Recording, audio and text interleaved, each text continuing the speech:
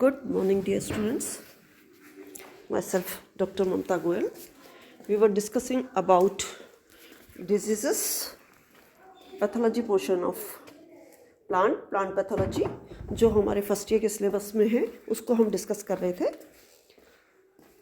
आज हम जो लेंगे वो है येलो वेन मोजाइक ऑफ भिंडी, जिसको ओकरा भी, भिंडी को ओकरा भी कहा जाता है, येलो वेन मोजाइक ऑफ ओकरा. ये पीला शिरा मोजाइक रोग है भिंडी का. पीला शिरा मोजाइक, इसमें वेन्स जो हो जाती है वो पीली हो जाती है. Yellow vein Mosaic disease of भिंडी.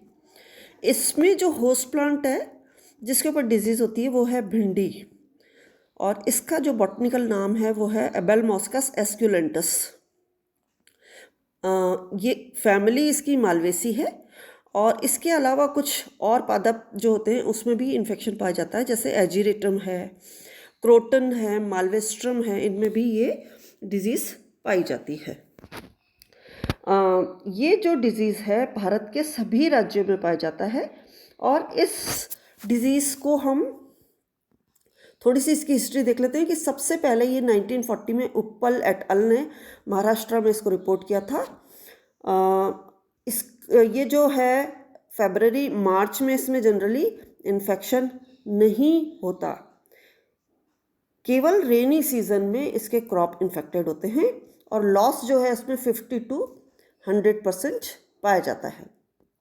तो इसका इंट्रोडक्शन अगर हम लेते हैं तो इसको जो है ये वन ऑफ द ऐसा क्रॉप है, इम्पॉर्टेंट क्रॉप है ग्रोइंग क्रॉप्स में से, जो कि भारत में और पाकिस्तान में दोनों जगह बहुत ही इम्पॉर्टेंट क्रॉप में माना जाता है.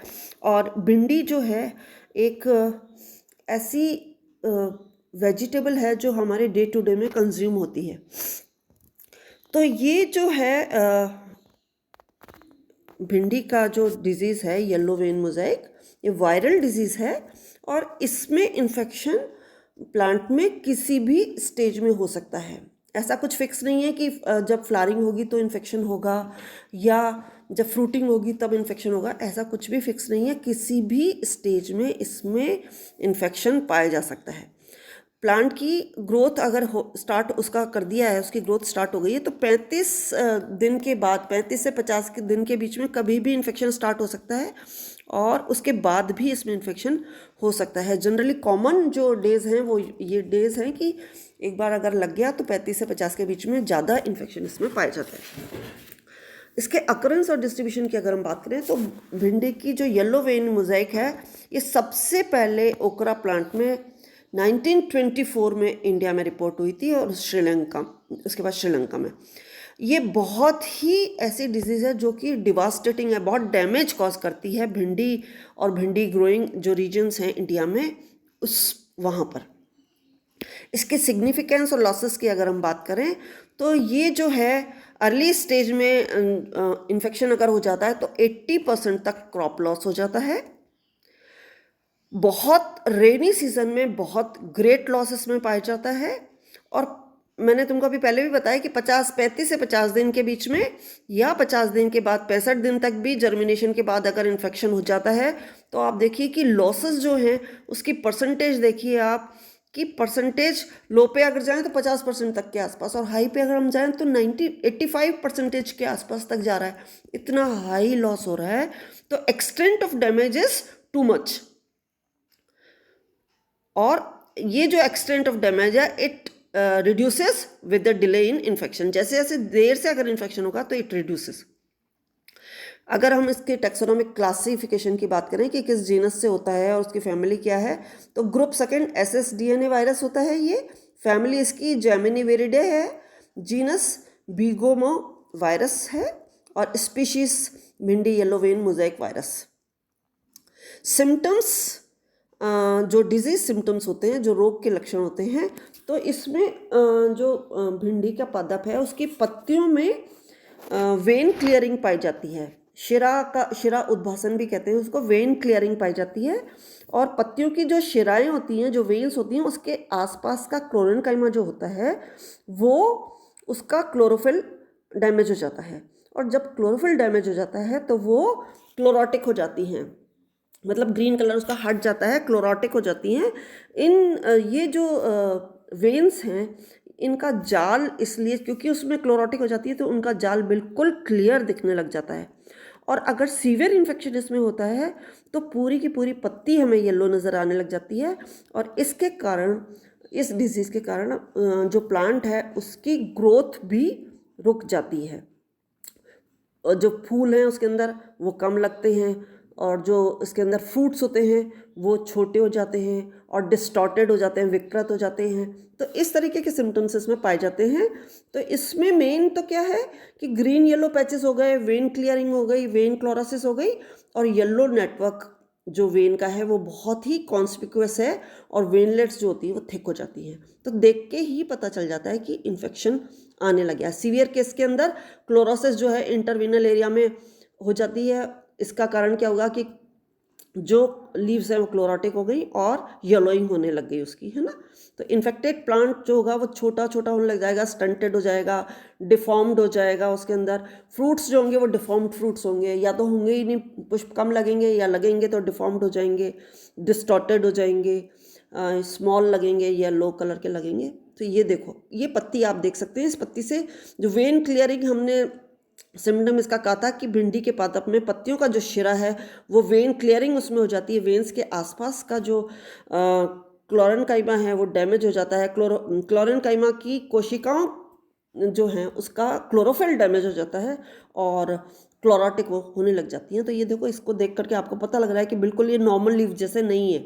तो ये जो सिम्टम है ये वेन क्लियरिंग के सिम्टम है। और देखो, आप सिम्टम्स देख सकते हो, इतने सारे ये डायग्राम्स हैं, इतने सारे डायग्राम्स में ये आपको देख करके पता लग रहा है कि ये देखो सिम्टम्स, यहाँ पे देखिए सिम्टम्स, ये वेन क्लियरिंग के सिम्टम्स पूरा ये देखिए, बिल्कुल आपको वेन का जो है पूरा वेन्स आपको अच्छे से नज़र आने लग जाती है कि इनका जो जाल दिख रहा है ना, वेन्स का, वेन, वेनलेट, ये जाल आपको क्लियर कट नज़र आने लगता है। ग्रीन कलर कम हो जाता है, येलो कलर ज़्यादा होने लग जाता है। ये देखिए, तो ये इसके सिम्टम्स हैं। ये देखिए, ये इसके सिम्टम्स हैं। नॉर्मल लीफ से एकदम वेरिएशन आपको इसमें नज़र आने लग जाएगा। पैथोजन इसका मैंने तुमको बता दिया, भिंडी येलो वेन मोज़ेक वायरस है।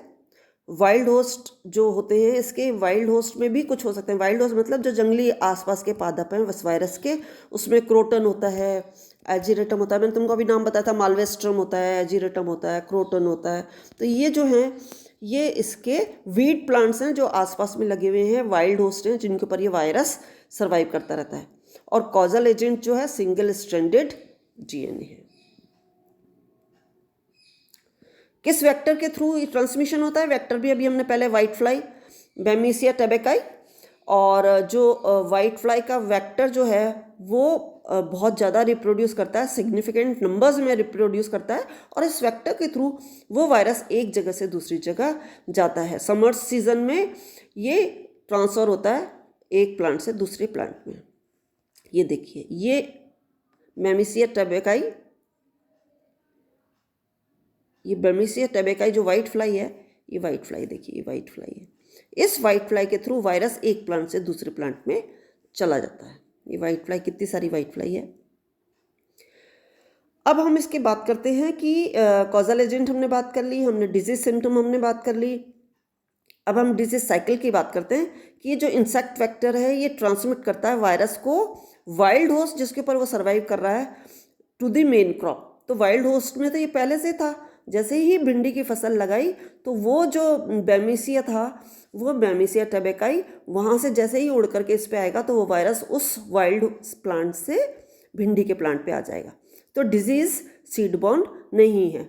और ये इस तरीके से कंटिन्यूस साइकिल मेंटेन की जाती है वाइल्ड या कल्टिवेटेड होस्ट के द्वारा।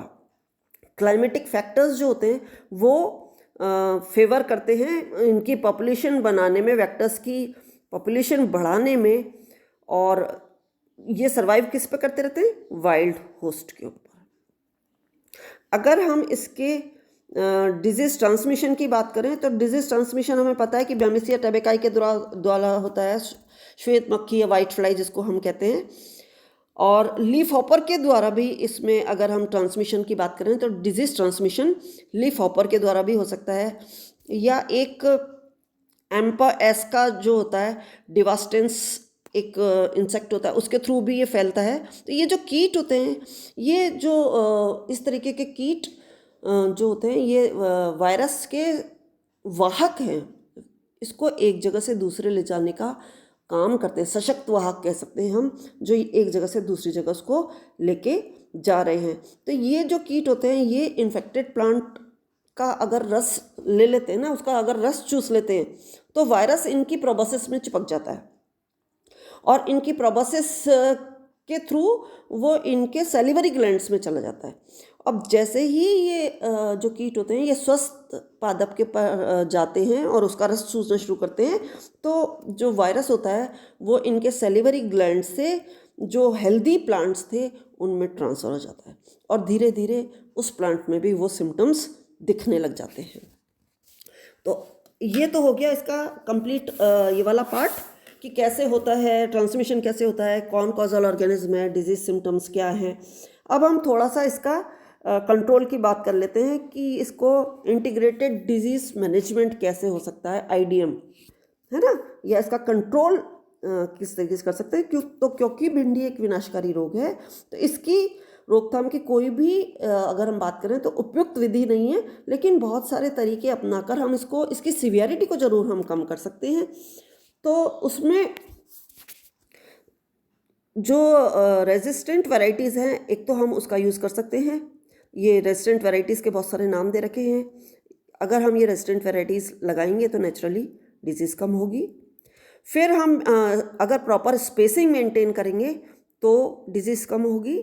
फिर हम साथ में बॉर्डर क्रॉप पे अगर मेज़ लगा लें, मक्का अगर हम बॉर्डर पे लगा लें, तो वो इंसेक्ट को ट्रैप कर लेती है। तो इंसेक्ट को अगर वो ट्रैप कर लेगी तो उस तरीके से कंट्रोल हो सकता है। और जो है इस तरीके का एक सेटअप लगा लें जो स्टिकी ये yellow sticky trap in plants को ट्रैप कर ले, इस तरीके का हम लगा सकते हैं। तो इस तरीके से इनका कंट्रोल किया जा सकता है। या फिर कुछ रसायन को हम छिड़क करके भी इसको कंट्रोल कर सकते हैं। कीटनाशक रसायन हम डाल दें कीटों से बचने के लिए, और उसके लिए हम इकेटॉक्स जो होता है उसका स्प्रे कर सकते हैं। 0.02% इकेटॉक्स का स्प्रे कर सकते हैं। रोगौर जो होता है, उस रोगौर का 0.05% रोगौर का स्प्रे कर सकते हैं। फॉलीडॉल का छिड़काव कर सकते हैं 0.03 और समथिंग लाइक दैट, उसको स्प्रे कर दें उसको। तो ये भी पॉइंट्स में ही है, इनका स्प्रे कर सकते हैं। और इस तरीके से हम इस डिजीज़ को, या फिर हम ये भी कर सकते हैं कि अगर इनिशियल स्टेज के ऊपर अगर कोई भी हमें डिजीज़ दिख रहा है, प्लांट दिख रहा है, तो इस इनिशियल स्टेज के ऊपर हम उस पौधे को उखाड़ के वहाँ से हटा दें और जला दें। उस तरीके से भी इस डिजीज़ को कंट्रोल किया जा सकता है। तो ये वाले सारे जो इसके मेजर्स हैं, ये इंटीग्रेटेड डिजीज़ मैनेजमेंट जो है उस तरीके से हम इसको कंट्रोल कर सकते हैं। ये वाला सारा हम यूज़ कर सकते हैं। और इसके साथ साथ मेरे ख्याल से ये वाला पार्ट पूरा भिंडी का जो है yellow vein mosaic disease of भिंडी इज़ कंप्लीटेड। इसके बाद हम नेक्स्ट डिजीज़ लेंगे, ठीक है, ओके।